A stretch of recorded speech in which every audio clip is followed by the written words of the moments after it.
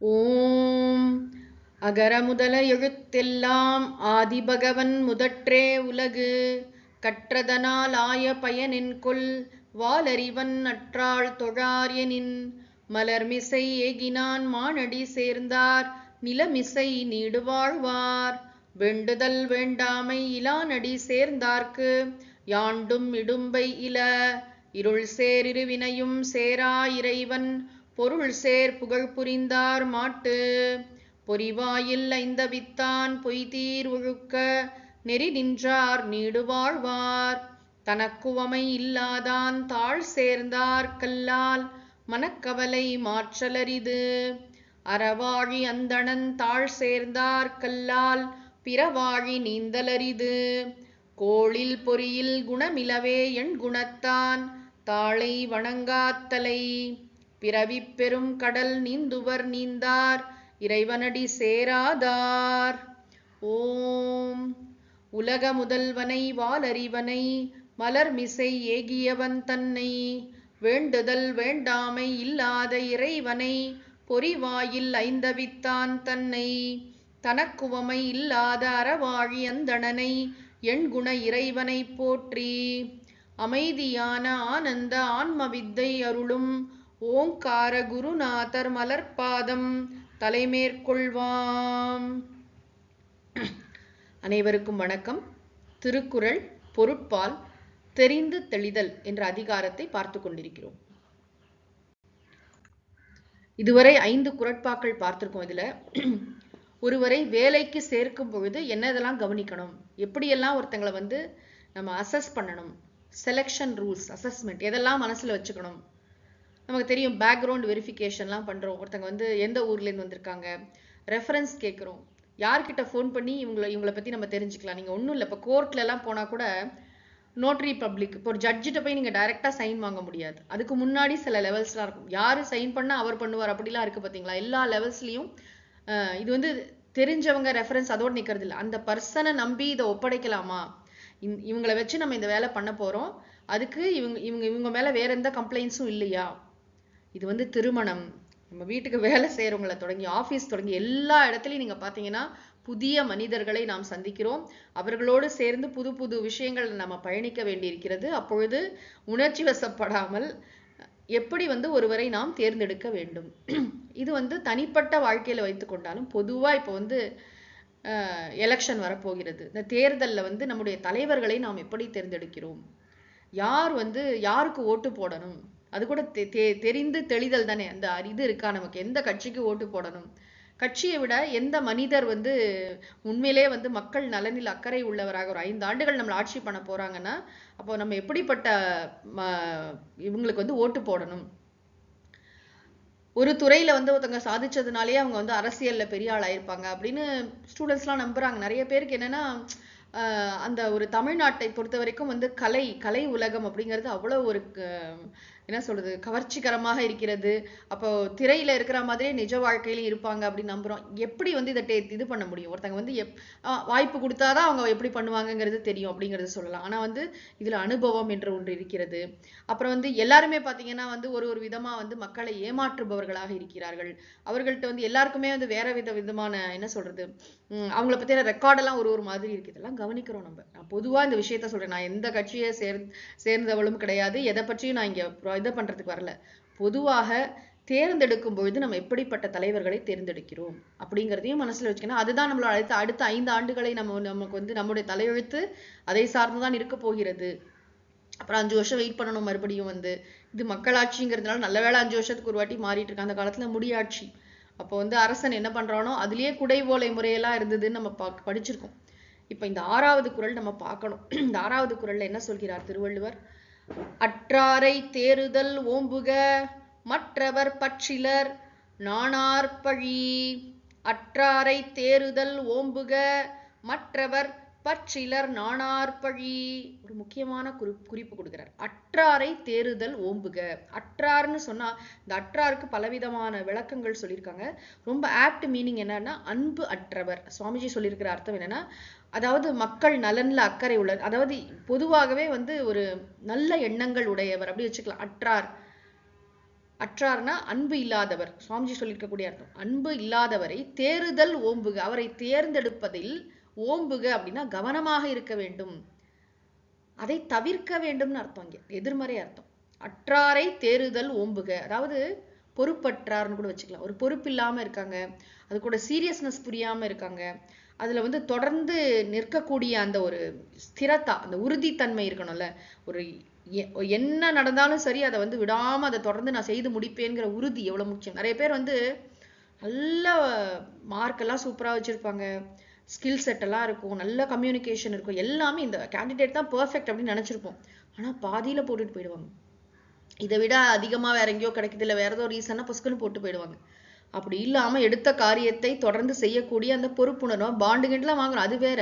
ஆனா வந்து அந்த பொறுப்புணர்வு நமக்கே இந்த அதை முடிச்சு கொடுக்காம போகக்கூடாது அப்படின்னு நினைக்கணும். இல்லை நான் அது கடைசி வரைக்கும் அட்லீஸ்ட் இந்த ப்ராஜெக்ட் முடிகிற வரைக்குமாவது நான் இருக்கணும். அந்த நம்பகத்தன்மை இதெல்லாம் நீங்க எப்படி நீங்க வந்து எப்படி சொல்லித்தர முடியும் இந்த விஷயத்தை? இது வந்து எவ்வளவு இன்னேட்டா குழந்தைங்களுக்கு நம்ம சின்ன வயசுல இருந்து ஏதாவது ஒரு காரியம் எடுத்தோம் அப்படின்னா தொடர்ச்சியா அதை செய்து முடிக்க வேண்டும்.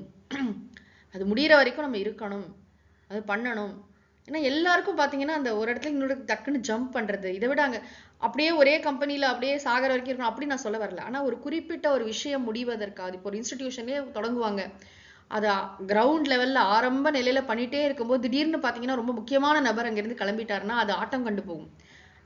சேவை நிறுவனங்கள் நிறைய இடத்துல நீங்க இதை பார்க்கலாம். வந்து அப்படி இல்லாம ஒரு கன்சிஸ்டன்ட் அது வளர்ற வரைக்கும், இது வந்து இது இந்த லெவலுக்கு வர வரைக்குமாவது நான் கூட அந்த பர்சனலா நமக்கு ஒரு கமிட்மெண்ட் இருக்குல்ல, அது அந்த பொறுப்புணர்வு. அற்றார், அந்த பொறுப்புணர்வு இல்லாதவரை நிறைய அர்த்தம் சொல்றாங்க இதுக்கு. வரதராஜன் சொல்றார் சுற்றம் இல்லாதவர், அதாவது அவனுக்கு சொந்தக்காரங்க இல்ல, வடிவேலு செட்டியார் வந்து சுற்றம் இல்லாதவர் அப்படின்னு சொல்றாரு. அதாவது சொந்தக்காரங்க ஃபேமிலி அதெல்லாம் இல்ல, கேட்பார் இல்ல, அவருக்குன்னு ஒருத்தர் யாருமே இல்லை அப்படின்னா அந்த மாதிரி ஒருத்தரை வந்து ஜாக்கிரதையா நீங்க கன்சிடர் பண்ணுங்க. அவர் வந்து உங்களுக்கு தெரியாத ஒரு தீவிரவாதியா கூட இருக்கலாம், வேற ஏதாவது ஒரு ஸ்பையா கூட இருக்கலாம், யாரை வேணாலும் இருக்கலாம் இல்லையா? அதனால ஜாக்கிரதை. இது ரொம்ப காமன் சென்ஸ்லயே நமக்கு புரியக்கூடிய விஷயம். அவர் ஏன் காரணம் சொல்றாரு? அவர் மற்றவர்ல அவர் அத்தகையவர் மற்ற பற்றிலர், அவருக்கு வந்து வேற யார் மேலேயுமே அவருக்கு அன்பு இல்லை, அக்கறை இல்லை, அவருக்குன்னு ஒரு இது இல்லை, பிடிப்பு இல்லை. அது மட்டும் இல்ல பழி நாணார், எந்த எக்ஸ்ட்ரீம்க்கு வேணாலும் போவார். ஒரு ஃபேமிலியில இருக்கும் அப்படின்னா பேர் கெட்டு போயிடும் பயப்படுவாங்கல்ல, குடும்பத்தோட பேர் கெட்டு போயிடுங்க, அம்மா அப்பா வருத்தப்படுவாங்க, எங்க குடும்பம் வந்து பேப்பர்ல எல்லாம் வந்துடும் பயப்படுவாங்க. அந்த காலத்துல வந்து பேப்பர்ல எல்லாம் வந்துடும், அவமானம் ஆயிடும். அந்த பழிக்கு நாண வேண்டும். பழிக்கு நான்றதுங்கிறது ஒரு உயர்ந்த பண்பு. இன்னைக்கெல்லாம் எல்லாம் தொடச்சு போட்டுட்டு போயிட்டு இருக்காங்க. நாணுடைமை அப்படின்னே 10 குறள் எழுதி வச்சிருக்காரு திருவள்ளுவர். இதுக்கு வந்து வெட்கப்படணும்ப்பா. அந்த மாதிரி நான் இப்போ வந்து ஒரு லஞ்சம் வாங்கிட்டோம், நம்ம வந்து அரெஸ்ட் பண்ணிட்டாங்க, அது வந்து பேப்பர்ல வந்துருச்சு பேருங்கிறது என்ன புகழுக்குரிய விஷயம் அது. அந்த பழிக்கு நாண வேண்டும். இந்த அரசியல்வாதிகள்லாம் தவறான முன்னுதாரணமா இருக்காங்க. இன்னைக்கு காலையில கூட எங்கேயோ படிச்சுட்டு இருந்தேன், ஒரு 1000 ரூபாய் லஞ்சம் வாங்கின விஏஓவை அரெஸ்ட் பண்றோம். ஆனா அவ்வளோ லட்சம் கோடி கொள்ளையடிக்கிற அரசியல்வாதிகளை ஒண்ணுமே பண்ண மாட்டேங்குது. ஏன் அப்படி ஒரு பாரபட்சம்? வந்து யாராக இருந்தாலும் அரசியல்வாதியா இருந்தானே யாரா இருந்தானே தப்பு பண்ணினா தண்டிக்க வேண்டியதானே? அந்த மாதிரி இல்ல, சிஸ்டம் அப்படி இல்ல. காவல்துறை, லஞ்ச ஒழிப்புத்துறை எல்லாம் வேற மாதிரி. நம்ம ஒன்னொன்னும் பாக்குறோம் இல்லையா எப்படி எப்படி இருக்குன்னு சொல்லிட்டு. இங்க என்ன விஷயம் அப்படின்னா, நீங்க ஒருத்தரை தேர்ந்தெடுக்கிறீங்கன்னு சொன்னா அவங்களுக்கு பேக்ரவுண்ட் எப்படி இருக்குன்னு பாருங்க. அவங்க எந்த அவங்களுடைய என்ன சொல்றது, அவங்க எந்த இதுல இருந்து வராங்க, அவங்களோட பின்புலம் என்ன, குடும்பம் இருக்கா, அவங்கள நம்பி பீப்புள்லாம் இருக்காங்களா. அதனாலதான் நீங்க பாத்தீங்கன்னா பெரிய அந்த நிறைய நம்ம பார்க்கலாம் சாதனையாளர்கள் அவங்க வாழ்க்கையில எல்லாம் அவரை நேரடியா தாக்க முடியலன்னா அவங்க குடும்பத்தை அச்சுறுத்தலாம் பண்றாங்கல்ல. இதெல்லாம் கூட பாத்தீங்கன்னா உங்க குழந்தைய கடத்தின்னு போய் வச்சுப்பாங்க. நிறைய ஐஏஎஸ் ஆபீசர்ஸ் கிளப்ல எல்லாம் நடந்திருக்கு. இந்த ஃபேமிலி அப்படிங்கிறது அப்போ அங்க ஃபேமிலியை டிஸ்டர்ப் பண்ணா நீ வந்து எனக்கு இணங்குவேன் அப்படின்னு பயப்பட இது பண்றாங்க, பிளாக்மெயில் பண்றாங்க பாத்தீங்களா. உன் பையனை நான் ஏதாவது பண்ணிடுவேன், இந்த ப்ராஜெக்டை சைன் பண்ணு, இது இல்லாட்டி இதுல இருந்து என்னை தப்பிச்சு விடு. இந்த மாதிரி சமரசங்கள்லாம் நம்ம கேள்விப்பட்டிருப்போம் நிறைய. நிஜ வாழ்க்கையிலையும் நிறைய அது மாதிரி நடந்திருக்கு, சினிமாலையும் நம்ம பார்த்திருப்போம். இங்க என்ன ரொம்ப முக்கியம் அப்படின்னா அற்றார். அற்றார்னா பொறுப்பு அற்றார், அன்பு அற்றார், அக்கறை அற்றார், நம்ம என்ன வேணா ஃபில் பண்ணிக்கலாம். தேறுதல் ஓம்புக, அத்தகையவரை தேர்ந்தெடுப்பதை தவிர்த்து விடுங்க. Exceptions will always be there. அதாவது விதிவிலக்காக சிலர் எப்பொழுதும் இருக்கக்கூடும், அதை பற்றி இங்க பேச்சு இல்லை. பொதுவா ஒருத்தரை தேர்ந்தெடுக்கிறோம்னா அவருக்குன்னு பீப்புள் இருக்கணும். பீப்புள்னா அட்லீஸ்ட் வந்து ஒரு குடும்பம் இருக்கு. இது ஆல்ரெடி சொன்ன கருத்து தான். ஏன் ரீசன் சொல்றார்? அவர் மற்ற பற்றிலர், அவருக்கு எதுவுமே அவருக்கு வந்து பிடிப்பு இருக்காது லைஃப்ல. பழி நாணார், பழிக்கு பயப்பட மாட்டார். நீங்க பாத்தீங்கன்னா ஒரு பேச்சுலர் ஸ்பெண்ட் பண்றதுக்கும் ஒரு குடும்பத்துல இருக்கிறவர் ஸ்பெண்ட் பண்றதுக்கும் நிறைய வித்தியாசம் இருக்கும். குடும்பத்துல இருக்கிறவர் வந்து ஃபேமிலி, ஒய்ஃபு, இஎம்ஐ கட்டணும் அது இதுன்னு. ஒரு பேச்சுலர்னா ஒரு கேர்ஃப்ரீயா யாரும் கேட்க மாட்டாங்க, நம்ம பாட்டுக்கு பண்ணலாம். அப்படி இருக்குல்ல ஒரு வித்தியாசம். ரொம்ப பொறுப்பா இருக்கிற பேச்சுலர்ஸும் இருக்காங்க, சேர்த்து வைக்கணும், நாளைக்கு நமக்குன்னு ஒரு ஃபேமிலி வரும், நம்ம இதெல்லாம் பண்ணணும்னு நினைக்கிறவங்களும் இருக்காங்க. ஆனா ஜென்ரலி நீங்க பாத்தீங்கன்னா நமக்குன்னு ஒரு கமிட்மெண்ட் இருக்கு அப்படிங்கிறவங்க பயப்படுவாங்க. இது வந்து பேர் கெட்டு போயிடும்னு பயப்படுவாங்க. பிளஸ் நான் இந்த ஃபேமிலிக்கு நான் என்ன நம்பி இந்த குடும்பம் இருக்கு, எனக்கு ஏதாவது ஒண்ணு நான் இதுலயா தப்பு பண்ணி மாட்டிக்கிட்டேன்னு சொன்னா அது இந்த குடும்பத்தை பாதிக்கும். அவ்வளவுதான் விஷயம். இதுல இருந்து குடும்பத்தை பாதிக்கும், இது எனக்கு அவப்பெயரை தரும். இந்த பயமுள்ள ஆளை தேர்ந்தெடுக்கணும். இந்த மாதிரி ஒரு நியாயமான அச்ச உணர்வு அது இல்லாதவர் தான் அற்றார்னு சொல்றாரு திருவள்ளுவர். அந்த பொறுப்புணர்வு, நியாயமான நாணம், அச்சம். இது அச்சம்னா என்ன? அந்த பொறுப்பை சரியா செஞ்சு முடிக்கணும். பழிக்கு அஞ்சறது, பழிக்கு அஞ்சனம், பாவத்துக்கு அஞ்சனம், ரொம்ப முக்கியம் இல்லையா? அஞ்சுவது அஞ்சாமை பேதைமைன்னு சொன்னார் திருவள்ளுவர். நம்ம முன்னாடி பார்த்தோம் அறிவுடைமை அதிகாரத்துல. அஞ்சுவது அஞ்சல் அறிவார் தொழில். எதுக்கு பயப்படணும்னா பழிக்கு அஞ்ச வேண்டும், பாவம் செய்ய அஞ்ச வேண்டும், தெளிவா சொல்லப்பட்டதுங்க. ஆக இதுதான் இந்த குறளுடைய விஷயம். அடுத்த குறள். காதன்மை கந்தா அறிவறியார் தேர்தல் பேதைமை எல்லாம் தரும். காதன்மை கந்தா அறிவறியார் தேறுதல் பேதைமை எல்லாம் தரும். அறிவறியார் தேறுதல். அறிவு அறியார். அறிவு அறியார்னா ஒரு துறையில் அறிய வேண்டிய விஷயங்களை அறியாதவர், அவர் தான் அறிவு அறியார். இப்ப எந்த துறையில வந்து ஒருத்தரை நம்ம தேர்ந்தெடுக்க போறோமோ அந்த துறை சார்ந்த விஷயங்கள்ல நல்ல நூலறிவும் இருக்க வேண்டும், அனுபவ அறிவும் இருக்கு. எக்ஸ்பீரியன்ஸ் கேட்கறாங்களா இல்லையா? அது வந்து நீங்க படிச்சு அந்த விஷயம் தெரிஞ்சா மட்டும் போதாது, அதுல எத்தனை இயர்ஸ் ஆஃப் எக்ஸ்பீரியன்ஸ் இருக்கு. நீங்க பாருங்க அந்த காலம் 10 இயர்ஸ் எக்ஸ்பீரியன்ஸ் கூட அங்க வேல்யூ கூடும். அப்ப நமக்கு அந்த அனுபவத்துல இருக்கும் பொழுதுதான் வந்து என்னன்னா நிறைய விஷயங்கள் பிடிபடும். ஒரு பக்கம் அதுக்குள்ள குவாலிஃபிகேஷன் படிச்சிருக்கணும், அந்த படிப்பு ஒரு பக்கம். படிப்புக்கு வந்து நூலறிவுன்னு பேரு, இந்த அனுபவத்துக்கு வந்து பட்டறிவுன்னு பேரு. பட்டு தெரிஞ்சுக்கிறோம் இல்லையா, அனுபவ அறிவு. நூலறிவும் பட்டறிவும் சேர்ந்து நுண்ணறிவாக மாறுகிறது. சுவாமிஜி என்ன அழகா சொல்லுவாங்க. அதாவது எந்த துறையிலையும் பாத்தீங்கன்னா ஒருத்தவங்க நல்லா படிச்சவங்களா இருப்பாங்க, நல்ல எக்ஸ்பீரியன்ஸும் நல்ல அனுபவமும் இருக்கும்னா அவங்க அப்புறம் ரொம்ப வருஷம் கழிச்சு பாத்தீங்கன்னா அவங்க அவ்வளவு பெரிய அந்த அனுபவசாலி அறிவாளியா இருக்கிறவங்க தான் நன்றாக மற்றவர்களுக்கு ஆலோசனைகள் வழங்க முடியும். ஏன் இவ்வளோ அட்வைசர்ஸ் எல்லாம் வச்சிருக்காங்க? ஒரு கமிட்டிக்கும் பாத்தீங்கன்னா அட்வைசரி கமிட்டி ஏன் வைக்கிறாங்கன்னா அவர்களுடைய ஒப்பீனியன் ரொம்ப முக்கியம். அவங்க சரியாக அந்த கம்பெனியை வழி நடத்துவார்கள். இப்ப எந்த எடுத்து ஸ்கூல் எடுத்துட்டா எங்க போனாலும் அட்வைசரி கமிட்டின்னு ஒண்ணு இருக்கு. அதுல யாரு இப்போ ஃப்ரெஷரை போடுவாங்களா? ஃபர்ஸ்ட் இயர் ஏதாவது காலேஜ் படிச்சிருக்காரு அவரை போடுவாங்களா? யாரை போடுவாங்க அட்வைசரி கமிட்டியில? நல்ல அனுபவம் மிக்கவர். அங்க என்ன திருவள்ளுவர் சொல்றாருன்னா அறிவு அறியார். அந்த துறை சார்ந்து அறிய வேண்டிய விஷயங்களை அவர் அறியவில்லை, அவருக்கு அந்த ஃபீல்டை பத்தி ஒண்ணுமே தெரியாது. தேறுதல், அவரை போய் நான் தேர்ந்தெடுக்கிறேன். தேறுதல்னா அவரை நான் எதனால தேர்ந்தெடுத்தீங்கன்னா காதன்மை கந்தா. காதன்மைனா ஒரு அன்பு, ஏதோ ஒரு பாசம், ஒரு பிரியம். நமக்கு தெரிஞ்ச பையன் பரவாயில்ல, அவனுக்கு விஷயம் தெரியாட்டாலும் இங்க வேலையில சேர்த்துடலாம் அப்படின்னு ஒரு முதலாளி நினைக்கிறாருன்னு வச்சுக்கலாம். கந்தானா காரணத்தால், காதன்மை கந்தானா அன்பு காரணத்தினால், அன்புடைமை காரணத்தினால ஏதோ ஒரு இறக்கம், ஏதோ பாவப்பட்டோ. நீங்க வந்து ஒரு அனுபவத்தை பெற்ற பிறகு அவங்களுக்கு கொஞ்சம் ட்ரைனிங் கொடுத்துட்டு எடுத்துக்கிறது வேற. உங்களுக்கு ஏதோ காரணத்துல ஒருத்தங்களை பிடிச்சிருக்கு அதனால எடுத்துட்டீங்கன்னு வச்சுக்கோங்களேன், அது வந்து பேதைமை எல்லாம் தரும். பேதைமைனா என்ன?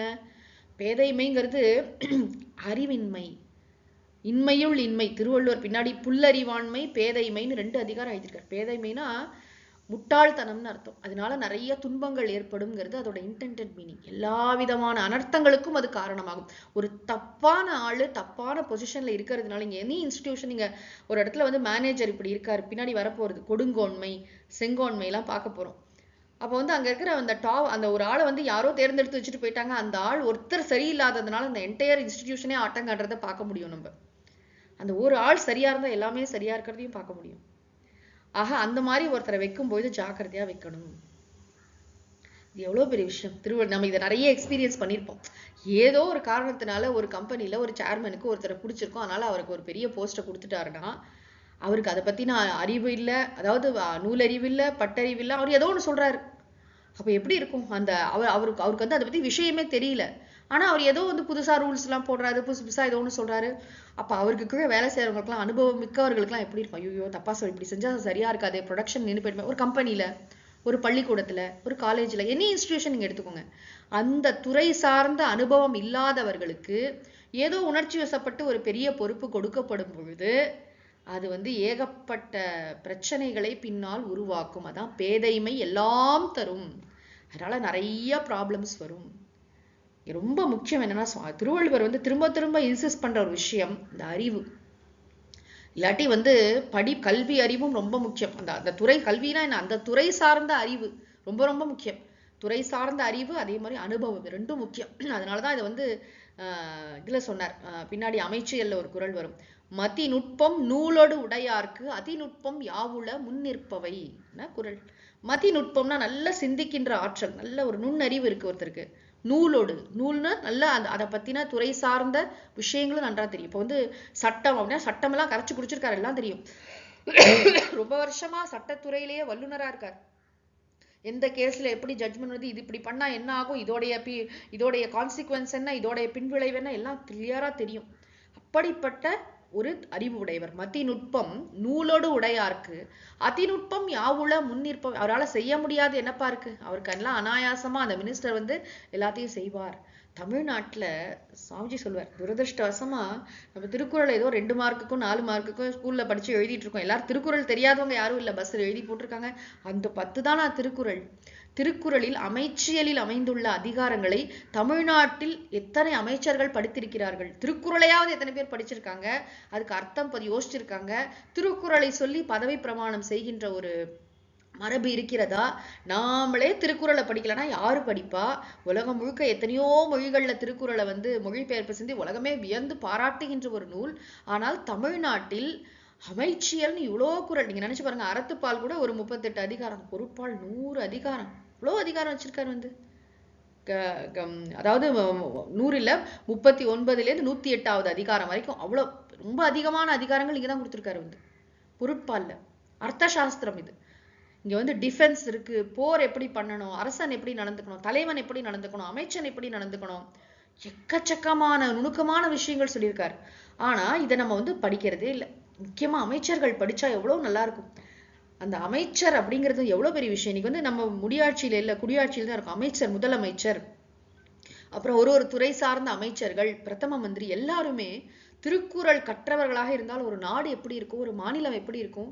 இது வந்து தமிழ்நாட்டு மட்டும் இல்ல, ஒரு மாநிலத்திலையும் திருக்குறள் வந்து எதிரொலிக்க வேண்டாமா? அந்தந்த லோக்கல் லாங்குவேஜ்ல, அந்தந்த மொழியில எவ்வளவு விஷயங்கள் சொல்றாரு திருக்குறள். ஆனா இதோடைய பெருமையை நாம் அறியாமல் இருக்கிறோமே.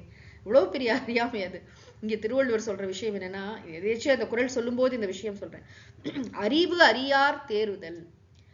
அறிய வேண்டியவற்றை எல்லாம் தெரிஞ்சிருக்கணும்னு அவசியம் இல்லை. ஆனா நீங்க இந்த துறைக்கு வந்துட்டீங்களா, இந்த துறையில் உங்களுக்கு எவ்வளவு ஞானம் இருக்கிறது, எவ்வளவு அனுபவம் இருக்கிறது, எவ்வளவு விஷயம் நீங்க பார்த்திருக்கீங்க.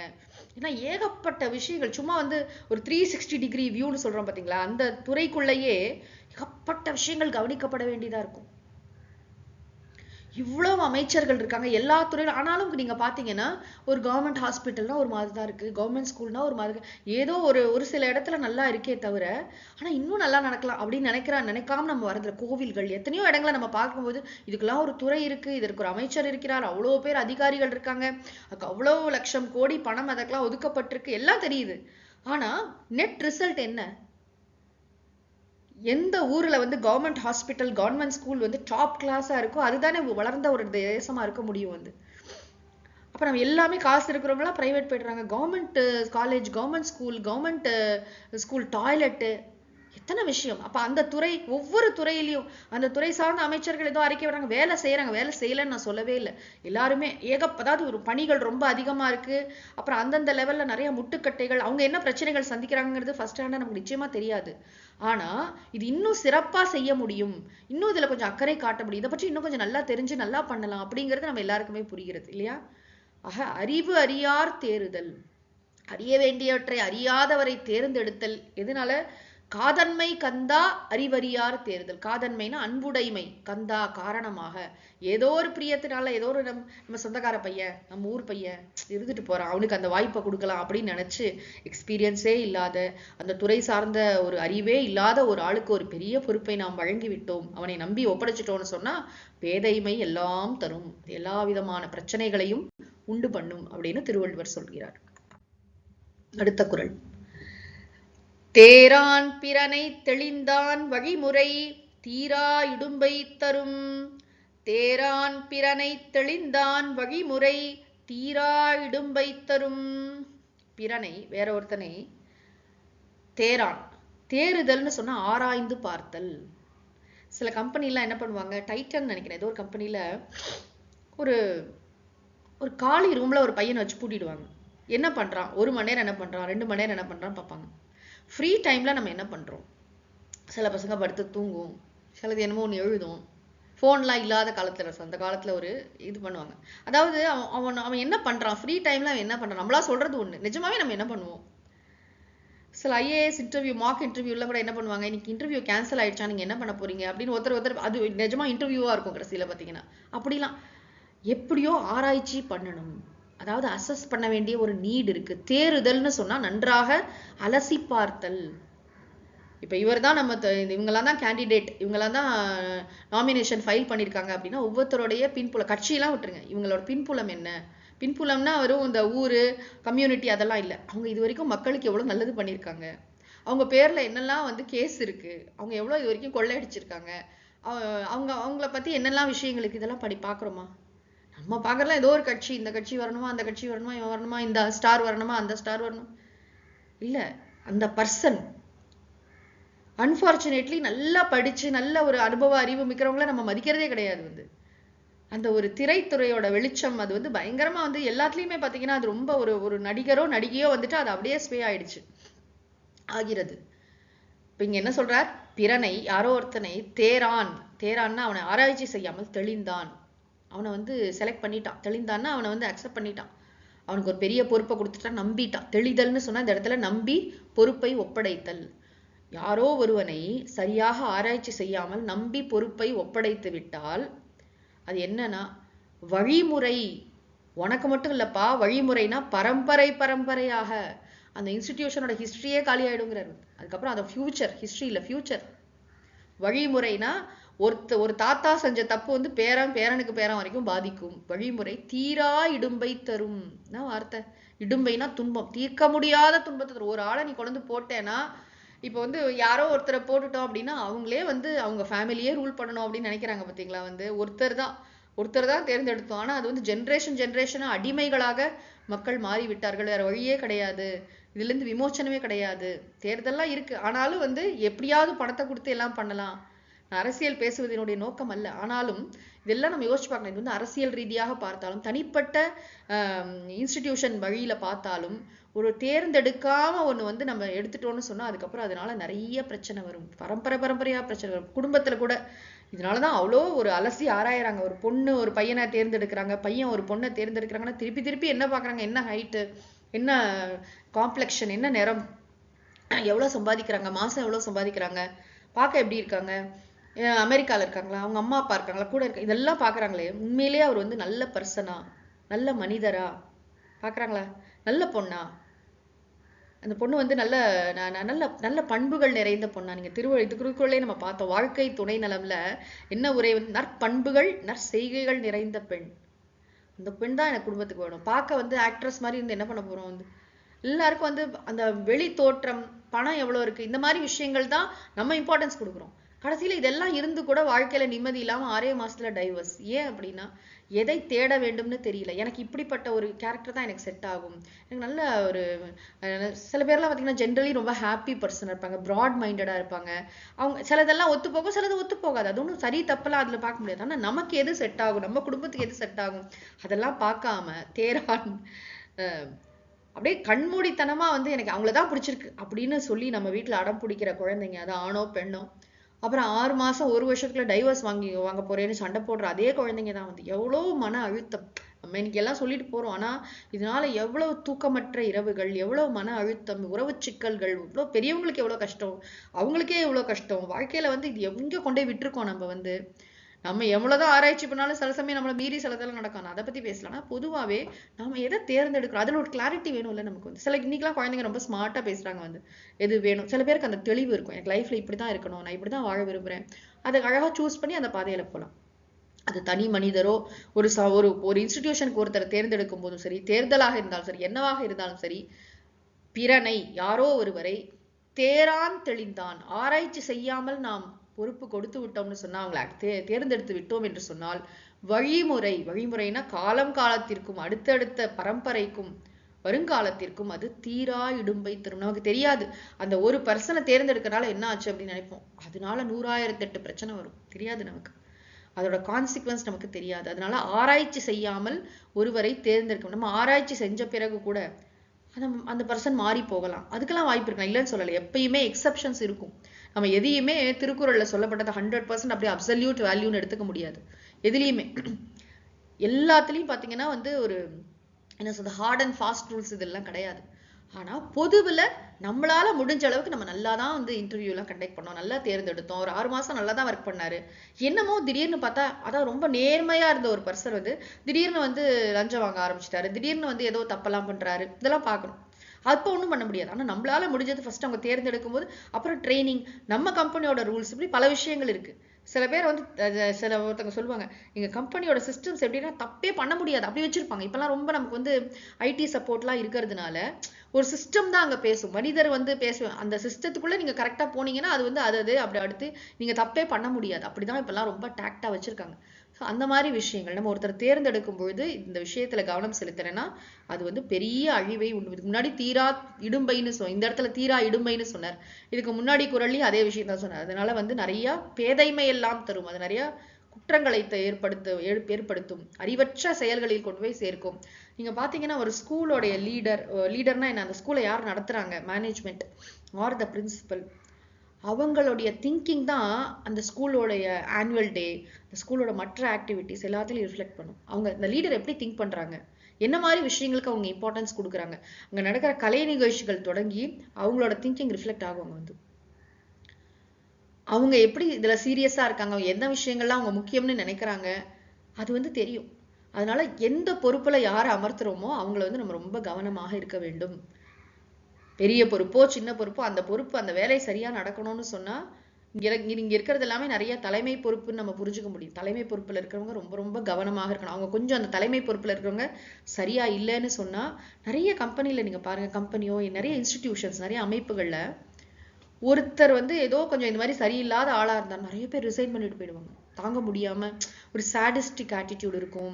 சில சமயம் ரொம்ப ப்ரிஜுடிஸ், ரொம்ப ஓரம் சாடுற தன்மை இருக்கும். ஒருத்தருக்கே எல்லாம் பண்றது, இன்னொருத்தவங்களுக்கு ஒண்ணுமே பண்ணாம இருக்கிறது, மாத்தி ஒருத்தங்கள்ட்ட இருந்து வேலையெல்லாம் வாங்கிட்டு இன்னொருத்தவங்களுக்கு கிரெடிட் கொடுக்கறது, இந்த மாதிரிலாம் நடக்கும். அப்ப நடந்தா என்ன ஆகும், அது கீழே இருக்கவங்க ஒருத்தரா ரிசைன் பண்ணிட்டு வேற கம்பெனிக்கு போயிடுவாங்க. இதெல்லாம் ஒரு மாடல் பார்த்தாலே தெரியும். அந்த பாஸ் எப்படி இருக்காரு அதை பொறுத்து நிறைய, சில பேர் அதெல்லாம் தாண்டி இருக்கிறவங்களும் இருப்பாங்க. ஆனா ஜென்ரலி நிறைய பேருக்கு ஒரு அனுகூலமான ஒரு இடத்துலதான் வேலை செய்யறதுக்கு முடியும். இதெல்லாம் நம்ம கவனிக்கிறோம். சோ இந்த இடத்துல வழிமுறை, அது அந்த கம்பெனிக்கு லாஸ் தானே. ஒரு நல்ல வேலை செய்யற 10 பேர் திடீர்னு இந்த மாசம் ரிசைன் பண்ணிட்டு போயிட்டாங்க அப்படின்னா அப்ப ஒரு அலாம் அடிக்கணும், என்னமோ சரியா இல்லை. எல்லாருக்குமே கவுன்சிலிங் தேவைப்படும். கீழ் லெவல்ல இருந்து ஆரம்பிச்சு மேல் லெவல் வரைக்கும் எல்லாருக்குமே பலவிதமான ஆலோசனைகள், பலவிதமான விஷயங்கள். அதனாலதான் நீங்க பாருங்க, தசரதர் அனௌன்ஸ் தான் பண்றாரு. நான் எந்த முடிவும் அவங்க அப்படியே தன்னிச்சையா எடுக்கிறது இல்லை. அது புத்திர காமிஷ்டி யாகம் தொடங்கி அதுக்கப்புறம் கூட ராமரை ராஜா அப்புறம் அவருக்கு ஜஸ்ட் நைட்டு டிசைட், வசிஷ்டரை மட்டும் சொன்னா போதும் இல்லையா, கொஞ்சம் அரேஞ்ச்மெண்ட்லாம் பண்ணுங்க, ராமரை யுவராஜ் ஆக்குறேன். பப்ளிக் ஒப்பீனியன் கேட்கிறாரு. என்ன ஆச்சரியம் பாருங்க. தசரதர் முடியாட்சி, அப்பெல்லாம் என்ன அரசாட்சி நடக்குது. தசரதர் தான் ராஜா, சக்கரவர்த்தி. அவங்க மட்டும் இல்ல, பரம்பரையா அவங்க தான் ராஜா. அவருக்கு அடுத்தது ராமர் தான் ராஜான்னு உலகத்துக்கே தெரியும். ஆனாலும் மக்கள் எல்லாம் சபையை கூப்பிட்டு இவனை நான் இந்த மாதிரி என்னுடைய திங்கிங் இப்படி இருக்கு, நான் அப்படி நினைக்கிறேன், ராமர் இதுக்கு ஃபிட்டா இருப்பாரோ, அவரை யுவராஜா ஆக்கலாமோ அப்படின்னு நினைக்கிறேன், இருந்தாலும் உங்களோட ஒப்பீனியன் என்னன்னு கேட்கிறார். இதுதான் தேறுதல். ஆராய்ச்சி பண்றாரு பாருங்க. இப்போ திருதராஷ்டிரன் என்ன சொல்லுவான், இந்த உலகத்திலேயே பெஸ்ட் மகன் துரியோதனன் தான் சொல்லுவான் இல்லையா. அவரவர்களுக்கு யானைக்கும் என்ன காக்கைக்கும் தன் குஞ்சு பொன் குஞ்சு. தசரதருக்கு ராமர் ஒரு பெரிய ஆளா இருக்கிறது மேட்டர் இல்லை. ஆனா மக்களுடைய மனசுல அவங்க அபிப்பிராயம் என்ன தெரிஞ்சுக்கிறாரு. ஒரு சபையை கூட்டுறாருன்னா, அதாவது முக்கியமா அந்த கிராமத்தோடைய ஹெட் எல்லாம் வராங்க, அவ்வளோ மக்கள் உட்கார்ந்துருக்காங்க. அமைச்சர்கள் மட்டும் இல்ல, மக்களுடைய சபையில தான் தசரதர் கேட்கிறாரு இவர் பண்ணலாமான்னு. அப்ப மக்கள்லாம் ராம குணங்களை எடுத்து சொல்றாங்க. அதாவது ராமர் ஆல்ரெடி வந்து ராஜா ஆனாரோ ஆகலையோ அதெல்லாம் மேட்டர் இல்ல. மக்கள் நலனில் அக்கறை உள்ள ஒரு தலைவராக ராமரை மக்கள் அடையாளம் கண்டிருக்கிறார்கள். எவ்வளவு பெரிய விஷயம் அது. ராமர் எங்க தெரு வழியா போகும் பொழுது சிறு குழந்தைகள்லாம் எடுத்து மடியில வச்சுப்பாரு, பெரியவங்க கிட்ட எல்லாம் பேசுவாரு, எங்க கிட்ட ஏதாவது பிரச்சனைகள் இருந்தா தீர்ப்பாரு அப்படின்னு. அதாவது அவர் ஆயுத பயிற்சிக்கு போகும்போதும் வரும்போதும் தேர்ல போனாலோ குதிரையில போனாலோ நடந்து போனாலோ இறங்கி எங்க கிட்ட எல்லாம் குசலம் விசாரிப்பார். இது மக்கள் மனசுல இடம் பிடிச்சிருக்கார். மக்களின் பிரச்சனைகளை அதாவது ரொம்ப அந்த ஆக்சசிபிளா இருக்கார். மக்களோடு மக்களாக பழகக்கூடியவராக. இது பெரிய வேல்யூ. மக்கள் சொல்றாங்க அப்படி. ராமருடைய குணங்கள்லாம் மக்கள் சொல்ல தசரதர் கேட்கிறார். இது எவ்வளவு பெரிய விஷயம். இதெல்லாம் ஒரு பெரிய, அதாவது தசரதர் தானா முடிவு எடுக்கல. மக்கள்கிட்ட இதுதான் தேறுதல். அமைச்சர்கள் இருக்காங்க, வசிஷ்டர் இருக்காங்க, யாராவது ஏதாவது எகெயின்ஸ்டா சொல்றாங்களா அதெல்லாம் தெரிந்து கொண்டுதான் தேர்ந்தெடுக்கிறார். அதுக்கப்புறம் பிரச்சனை வந்ததுங்கிறது வேற விஷயம். ஆனா இவ்வளவு ஒரு ரிசர்ச் நடக்குதே, அங்க வந்து ஒரு ஆராய்ச்சி நடக்குதே, வந்து இது இவரை போடலாமா வேண்டாமாங்கிறது வந்து ஏன் அப்படின்னா அது அங்க ஒரு விஷயம் இருக்கு வந்து. இப்ப யாராவது ஒருத்தர் வந்து ராமர் இது மாதிரி ஒரு தப்பு பண்ணார் அப்படின்னு சொல்றதுக்கு எவ்வளவு நேரம் ஆகும் வந்து. அது மாதிரி இருந்தா சொல்லியிருப்பாங்க. அது மாதிரி ஒண்ணும் இல்ல. ராமர் வந்து அவ்வளவு சிறந்த ஒரு அப்பழுக்கற்ற ஒரு தலைவராக, தலைவர் ஆவறதுக்கு முன்னாவே, யுவராஜா ஆகிறதுக்கு முன்னாடியே மக்களுடைய மனசுல இடம் பிடிச்சிருக்கார். ரொம்ப இனிமையானவர், ரொம்ப உறுதிமிக்கவர், நன்றாக படித்தவர், நன்றாக நம்மை ஆளக்கூடியவர், நமக்கு ஒரு பெரிய ஒரு காவலாக இருப்பார் அப்படின்னு மக்கள் மனசுல அவ்வளோ பிரியம் இருக்கு ராமர் மேல. சும்மா ஒண்ணும் கிடையாது. இல்லாட்டி இப்போ பரதனும் வந்து அதே குலத்தை சேர்ந்தவன். ராமன் ஆண்டா என்ன, பரதன் ஆண்டா என்ன, மக்களுக்கு என்ன பிரச்சனை வந்து. இத்தனை ஜனங்க எதுக்கு ராமர் பின்னாடி தேடி போறாங்க? மக்கள் மனதில் அவர் இடம் பிடித்திருந்தார். நம்ம போய் அவரோட பாத நிழல்லையே வாழ்ந்துருவோம் அப்படின்லாம் பேசுறாங்க. நான் சொல்றது எல்லாமே ஒரிஜினல் வால்மீகி ராமாயணத்துல இருக்கிற விஷயங்கள். நானா கற்பனை பண்ணிலாம் சொல்ல. நீங்க போய் எடுத்து படிச்சு பாருங்க. அயோத்தியா காண்டம் முதல் 2-3 சர்க்கத்திலே இதெல்லாம் வரும். ஆக இது வந்து பரம்பரையாக நிறைய துயரத்தை தரும். தவறான அரசனை, தவறான தலைவனை தேர்ந்தெடுத்தால், தலைவன் இல்ல இந்த இடத்துல தவறான ஒரு மனிதரை தேர்ந்தெடுத்தால். அடுத்த குறள். தேரற்க யாரையும் தேராது தேர்ந்த பின் தேறுக தேரும் பொருள். தேரற்க யாரையும் தேராது தேர்ந்த பின் தேறுக தேரும் பொருள். யாரையும்னா யாரையுமே தேராது தேரற்க, ஆராய்ச்சி பண்ணாம என்ன ஏது விஷயத்தை நன்றாக அந்த பர்சனை பத்தி முழுமையாக தெரிந்து கொள்ளாமல், அவருக்கு உரிய இதெல்லாம் இருக்கா, நல்ல ஒரு இமோஷனல் இதெல்லாம் கூட பார்க்கணும். இமோஷனல் கோஷன்ட்லாம் எப்படி இருக்கு, அவர் நல்லா படிச்சிருக்காரா, அவருக்கு எக்ஸ்பீரியன்ஸ் இருக்கா, அவர் என்னெல்லாம் இது வரைக்கும் பண்ணியிருக்கார், எல்லா விஷயத்தையும் ஆராய்ச்சி பண்ணாமல் தேரற்க, யாரையும் ஆராய்ச்சி செய்யாமல் தேர்ந்தெடுக்க கூடாது.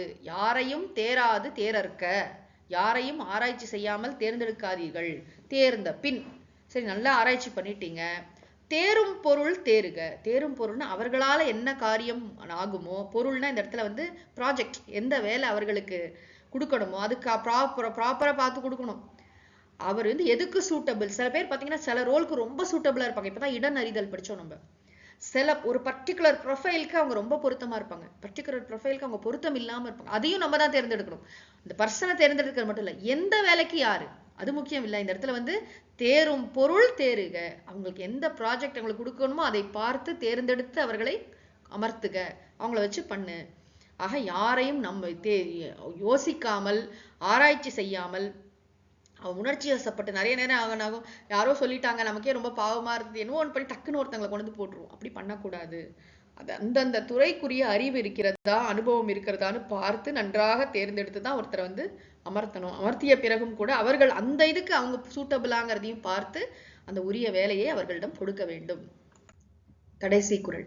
இது ரொம்ப ஃபேமஸ் குறள், நமக்கெல்லாம் தெரிந்த குறள். தேரான் தெளிவும் தெளிந்தான் கண் ஐயுறவும் தீரா இடும்பை தரும். தேரான் தெளிவும் தெளிந்தான் கண் ஐயுறவும் தீரா இடும்பை தரும். தேரான் தெளிவு. தேரான்னா ஒருத்தனை ஆராய்ச்சி பண்ணல, ஒரு இன்டர்வியூவே வைக்கல, நீ பாட்டுக்கு வந்து நாளைக்கு ஜாயின் பண்ணுப்பா அப்படின்னு பெரிய போஸ்ட்டை வந்து பின்புலமே பார்க்காமல் எதுவும் பார்க்காம டக்குன்னு எந்த விதமான ஆராய்ச்சியும் செய்யாமல் ஒருவனை தேர்ந்தெடுத்தல் ஒரு விஷயம். இன்னொன்னு, நம்ம தேர்ந்தெடுத்த பிறகு ஆராய்ச்சி பண்ணாம தேர்ந்தெடுத்துட்டோமா, ஐயுறவும். 2 ஸ்டெப்பு. ஒரு ஸ்டெப்பு வந்து நம்ம ஆராய்ச்சி பண்ணாம ஒருத்தரை தேர்ந்தெடுத்துட்டோம், அப்புறம் தேர்ந்தெடுத்த ஒருத்தன் கிட்ட நமக்கு வந்து ஐயுறவு, சந்தேகம் இருந்துட்டே இருக்கு, அவன் பண்ணுவானா. இது எப்ப நம்ம பார்த்துருக்கணும், முன்னாடி பார்த்துருக்கணும்.